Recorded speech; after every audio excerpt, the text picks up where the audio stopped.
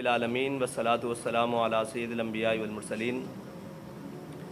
الحمدللہ تحریک لبیک پاکستان آج اپنے سیاسی سفر کے دوسرے الیکشن میں پورے زور و شور سے جا رہی ہے۔ 2 کروڑ لوگوں کے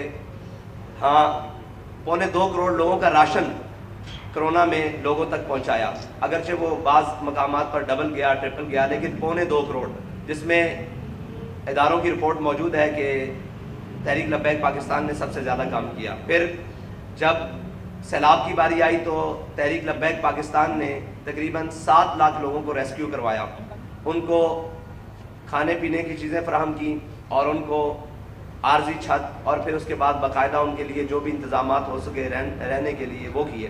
پھر ناموس رسالت کا مسئلہ آیا اور اس پر تحریک لبیک پاکستان نے اپنے 54 شہداء دیے اور سینکڑوں مضروب دیے جو آج بھی ہمارے سامنے موجود ہیں۔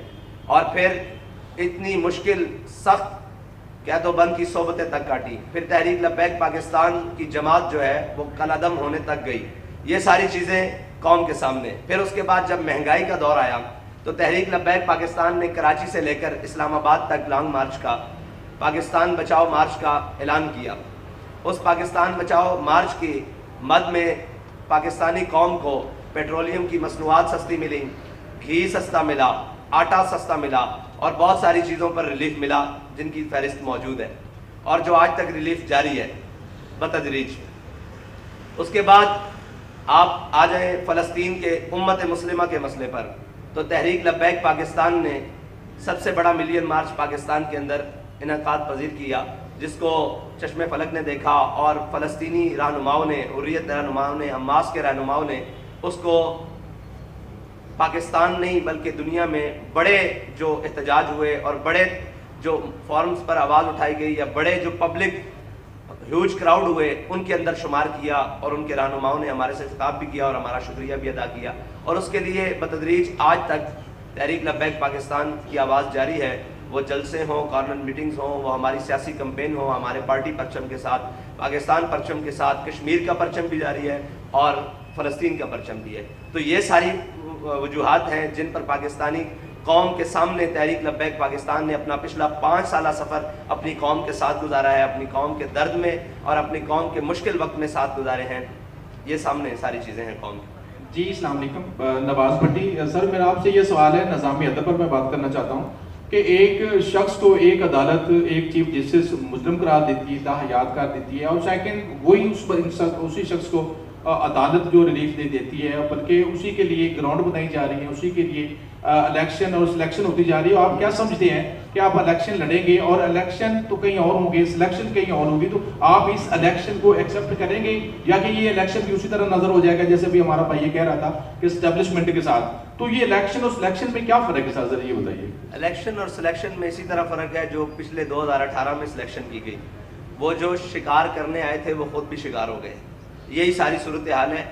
اور ہم تو یہ یقین رکھتے ہیں کہ پاکستان کے اندر آزادانہ اور منصفانہ الیکشن ہونے چاہیے، اور پاکستان کی سیاسی جماعتوں کو اپنے سیاسی کیریئر کے اندر کسی کو بھی آواز نہیں دینی چاہیے کہ میں جیت رہا ہوں یا ہار رہا ہوں، میں اٹھایا جا رہا ہوں یا رلایا جا رہا ہوں۔ یہ سارا سیاسی سفر ہے، اس کو اپنی قوم کے سامنے رکھتے ہوئے یہ گزارنا چاہیے۔ اور اس وقت جو صورتحال ہے، لندن سے بلائے ہوئے شخص کو اور بلا کر پھر پاکستان کے تمام وسائل کو اکٹھا کر کر پھر پاکستان کی بیوروکریسی اور پاکستان کے تمام ذمہ داروں کو، بلکہ کورٹس کو اور جو نام نہاد عدل کا ایک نظام ہے اس کو لا کر ایئرپورٹ پر اس کے انگوٹھے لگوا کر اس کو بری کیا جا رہا ہے، تو چیزیں تو یہی وضاحت کرتی ہیں۔ لیکن چیزیں اور حالات کسی بھی شخص کے ساتھ اور طاقت کسی بھی شخص کے ساتھ اور یزید کی ساری فوج کسی بھی شخص کے ساتھ کھڑی ہو جائے، حسینیوں کا یہ کردار ہے کہ وہ اپنا علم اور اپنے حقوق کے لیے آخری دم تک آواز بلند کرتے رہیں۔ اس لیے ہم الیکشن کے میدان میں بھی کھڑے ہیں، ہم ہار جیت سے مبرہ ہو کر کھڑے ہیں، اور اگر ہمارے ساتھ کوئی ایسا کیا گیا تو انشاءاللہ پھر گھوڑا بھی حاضر ہے اور میدان بھی حاضر ہے۔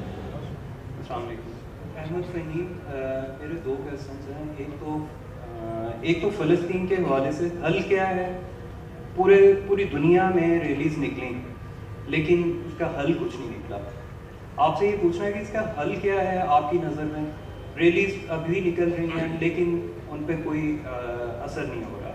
دوسرا یہ میں آپ سے پوچھنا چاہوں گا کہ آپ انتخابات میں کس سے ایک سوال کا جواب لیں. آپ نے کہا کہ فلسطین کا حل کیا ہے. فلسطین کا حل اسی طرح ہے جس طرح اسرائیل کے ساتھ ریاستیں کھڑی ہوئی ہیں. ریاست امریکہ کھڑی ہوئی ہے, ریاست برطانیہ کھڑی ہوئی ہے. دنیا کی تمام وہ ریاستیں جو طاقت رکھتی ہیں وہ اسرائیل کے ساتھ کھڑی ہیں, اسلحہ کے طور پر, مالی معاونت کے طور پر, سفارتی طور پر, تعلقات کی بنیاد پر. پھر ان کے رہنما جا کر اسرائیل میں دکھ کا اظہار, ان کے ساتھ ہمدردی کر رہے ہیں. فلسطین کا مسئلے کا حل بھی یہی ہے کہ ایک طرف باطل ہے اور ایک طرف حق ہے.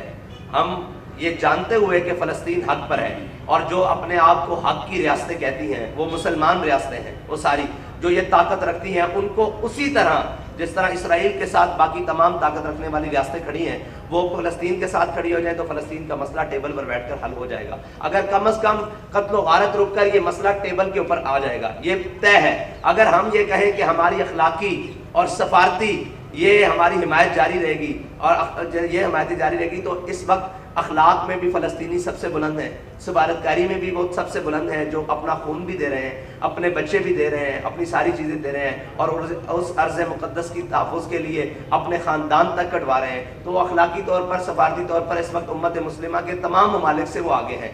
پاکستانی اور تمام امت مسلمہ کے جتنے بھی ممالک ہیں جو طاقت رکھتے ہیں ان کو اسی طرح کھڑے ہو جانا چاہیے اس فلسطین کے ساتھ جس طرح امریکہ اور باقی طاغوتی طاقتیں اسرائیل کے ساتھ کھڑی. یہ حل ہے. آخری سوال, انتخابی اتحاد کرنے جا رہے ہیں آپ کسی کے ساتھ؟ انتخابی اتحاد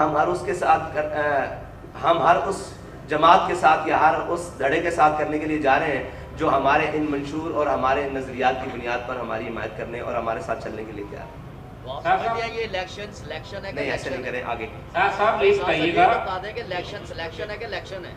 یہ بتائیے گا کہ کراچی میں آپ کا انتخاب جو ہے ایک ضمنی ہوا جس میں آپ کینڈیڈیٹ نے ٹکر کا مقابلہ لیا اور چند ووٹوں سے اس کو شکست دی, لیکن وہاں پہ جو مسائل دکھائی دیے کہ اس پولنگ اسٹیشن والے روز لڑائیاں بہت ہوئی. کیا آپ سمجھتے ہیں کہ جو آئندہ الیکشن ہے جس میں آپ کی جماعت ایک ووٹ بینک کے ساتھ جو ہے وہ ابری تھی ضمنی الیکشن میں بھی, آپ سمجھتے ہیں کہ اس الیکشن میں جو لڑائی جھگڑے کا پہلو ہے اس پہ آپ نے کوئی پلاننگ کی ہے کہ اس کو کنٹرول کیا جائے, کیونکہ آپ کی جماعت سے تھوڑا جو ہے وہ سخت رویہ اپنایا جاتا ہے. دوسرا لیول پلینگ فیلڈ جو ہے وہ نظر نہیں آ رہی, دیگر سیاسی جماعتیں اس کا جو ہے وہ قلعہ کرتی دکھائی دیتی ہیں. کیا تحریک لبیک پاکستان بھی سمجھتی ہے کہ لیول پلینگ فیلڈ نہیں دی جا رہی؟ دیکھیں, آپ نے کراچی کے الیکشن کی بات کی تو کراچی کے الیکشن میں جو ہمارے مد مقابل جماعت تھی ہماری, ان سے تو لڑائی ہوئی نہیں. وہ جماعت جس کا ہمارے ساتھ مقابلہ نہیں تھا وہ بالکل تیسرے چوتھے نمبر پر تھی. اس جماعت کو ہمارے سامنے کھڑا کیا گیا اور انہوں نے ایک شور و غل کا بھرپور بات کیا, تو ہم نے اس سے اپنے آپ کو بچانے کی کوشش کی, لیکن پھر بھی تحریک لبیک پاکستان کو صرف 64 ووٹوں سے 65 ووٹوں سے ہرا دیا گیا, اور پھر جو ری کاؤنٹنگ کی درخواست تھی اس کو بھی مسترد کر دیا گیا. پھر جب ہم ٹریبیونل میں گئے وہاں کیس کو تو اس کو بھی رد کر دیا گیا.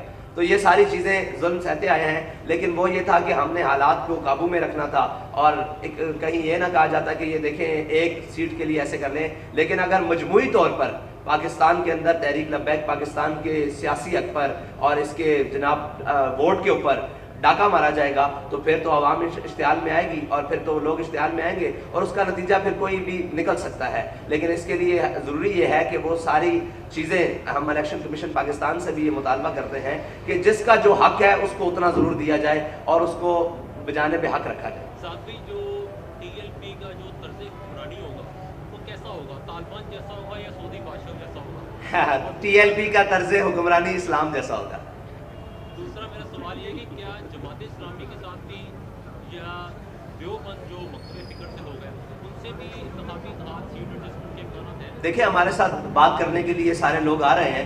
جب کسی جناب اس بات پر ہو جائے گی تو وہ آپ سر عام ہوگا. یہ تھوڑی ہوگا کہ ہماری بات اندر ہو ہوگی اور باہر ہوگی, جو بھی ہوگا سر عام ہوگا. جناب آپ کا سوال. یہ کہا, شکریہ. آپ نے کہا کہ ایک بندہ لندن سے آیا, ٹھیک ہے نا, اس کا انگوٹھے لگوائے گے, تو آپ سب تو جو ان کے مقابلے میں آ رہے ہیں تو ان کے تو کاغذات بھی مسترد کیے جا رہے ہیں اور ان کے الیکشن میں ان کو روکا جا رہا ہے. تو آپ تو اور دین کی تبلیغ کے لیے آ رہے ہیں, تو آپ سمجھتے ہیں کہ یہ الیکشن ہے یا سلیکشن ہے, یہ آپ کو بھی آنے دیا جائے گا؟ جس میں کراچی میں آپ کے ساتھ ہوا, الیکشن کمیشن نے بھی آپ کی بات نہیں سنی. تو آپ سمجھتے ہیں کہ یہ الیکشن ہی ہوگا یا سلیکشن ہوگا یا ماشاء اللہ کو دیکھ رہے ہیں آپ؟ دیکھیں زور بازو آزمائش کو نہ کر سیاد سے کہ کبھی کبھی کوئی قفس ٹوٹا نہیں فریاد سے. اگر اپنا حق لینا ہے تو اس کے لیے میدان میں رہنا پڑے گا. اور جو یہ ہوا ہے، کاغذات چھینے گئے ہیں، جو لوگ اٹھائے گئے ہیں، تجویز کنندہ، تائید کنندہ، امیدواران اٹھائے گئے ہیں، ہم نے اس کی سختی سے مذمت کی ہے. ہم یہ کہتے ہیں ہر پاکستانی شہری کو پاکستان کا آئین حق دیتا ہے کہ وہ اپنا الیکشن لڑے، وہ اپنی سیاسی جماعت بنائے، وہ اپنے کسی بھی منشور کے اوپر الیکشن لڑے جو پاکستان اور اسلام کے مفادات اور اس کے نظریات کے خلاف نہ ہو. تو یہ تو ہم بنیادی طور پر کہتے ہیں. اور الیکشن ہر پاکستانی کا حق ہے، وہ کوئی بھی جماعت ہو، وہ کیسی بھی جماعت ہو، اس کو حق ملنا چاہیے جو الیکشن کمیشن پاکستان کے اندر رجسٹرڈ ہے. سر زعیم نگاری کو خاتم ہوں آپ سے. سر جس طرح باقی جماعتوں کے ساتھ کرپٹ لوگ، کرپشن والے لوگ، ظالم جن پہ کافی FIR ہوتی ہیں، وہ الیکشن لڑتے ہیں. پچھلی دفعہ کچھ آپ کی پارٹی کے ساتھ بھی ایسے لوگ تھے، میں نام نہیں لوں گا، پرسنل ہو جاتا ہے. کیا اس بار بھی ایسا ہوگا یا ڈفرینس ہوگا؟ دوسرا مجھے بتائیے گا کہ جس طرح پاکستان میں ماؤں بہنوں اور چادر چاردواریوں کا تقدس پامال کیا جا رہا ہے، اس کی آپ مذمت کرتے ہیں؟ جناب آپ نے کہا کہ کرپٹ لوگوں کا جن کے اوپر FIRs ہیں. دیکھیں FIRs تو اس وقت پاکستان کے اندر جس شخص پر سب سے زیادہ ہیں وہ سعد حسین رضوی ہے، اور اس سے پہلے جس پر سب سے زیادہ ہیں وہ علامہ خادم حسین رضوی نور اللہ مرکزہ، جن کے اوپر 1400 سے زائد FIRs ہیں، اور جو چھپائی ہوئی تھی وہ 2200 نکلی اور آج بھی ہم پر ہیں. دیکھیں یہ الزام ہے، اور وہ آپ کے سامنے رقیبوں نے رپٹ لکھوائی ہے جا کے تھانے میں کہ اکبر نام لیتا ہے خدا کا اس زمانے میں. تو ہم پر جو FIRs موجود ہیں اور ہماری یہ شورا کے جتنے اراکین کھڑے ہوئے ہیں یہ FIRs سے مطلب ہمارے نامہ اعمال بھرے پڑے ہیں. اگر آپ یہ کہیں کہ یہ کرپٹ ہیں، یہ چور ہیں، ہم پر FIR پاکستان کاٹنے پر، پاکستان کو توڑنے کے، پاکستان کے ساتھ غداری کرنے پر، قوم کا مال لوٹنے پر FIR نہیں ہے. ہمیں حق کی صدا بلند کرنے پر FIRs ہیں اور اس پر ہمیں فخر ہے، اور ہم نے لسٹیں ساری جمع کروائی ہیں. دوسری بات آپ نے کی جس طرح ماؤں بہنوں اور چادر چاردواریوں کے تقدس پامال کیے جا رہے ہیں، اس وقت بھی کی جب سب لوگ 9 مئی کی مذمت کر رہے تھے اور ہم ماؤں بہنوں کے تقدس کی مذمت کر رہے تھے، جو ان کے اوپر بے حرمتی کی اس کا مذمت کر رہے تھے. اور ہم نے یہ کہا تھا کہ تیری میری کی ہوندی ہے، دی جلیا دی ہوندی ہے. وہ عمر ڈار صاحب کی والدہ ہوں، وہ صنم جاوید صاحبہ ہوں، کوئی بھی ہوں، ماؤں بہنوں کی سیاست کے ہم قائل نہیں ہیں. ہم نے تو ہمارے خلاف اتنا زیادہ سابقہ جناب وزیر اعظم صاحب کی بیٹی نے اتنی باتیں کی ہیں، آج تک ہم نے ان کا نام بھی اپنے لبوں پر نہیں لے کر آئے. اس لیے کہ ہم یہ سمجھتے ہیں یہ چیزیں، اور یہ سیاست مردوں کا میدان ہے اور وہ ہمیشہ میدان میں ہونی چاہیے، گھروں تک سیاست نہیں جانی چاہیے. یہ اس کا ہم بھگت کر آئے ہیں. اور افسوس کی بات یہ ہے کہ جتنی بھی پارٹیاں ہیں ان کو پہلے اقتدار ملا ہے اور بعد میں وہ مشکلات میں آئی ہیں. تحریک لبیک پاکستان میں پہلی پارٹی ہے جو پہلے مشکلات میں ہے. اقتدار اللہ تعالیٰ دے گا تو وہ اس کا مقدر ہوگا. بہت شکریہ. ایک سوال ہے سر، ایک سوال ہے. آپ کے مقابلے میں ایمان طاہر صاحبہ ہیں، تو آپ سیاست مطلب مقابل ہیں، آپ نے ابھی طاہر خاتون کے مقابلے میں جی. تو کیا کہنا چاہیں؟ میں یہ کہتا ہوں کہ میں ان کی گرفتاری کی سخت مذمت کرتا ہوں. ان کو یہ مکمل حق ہونا چاہیے کہ وہ الیکشن لڑیں. ہار جیت تو مقدر سر یہ الیکٹیول، سر آپ نے نیا منشور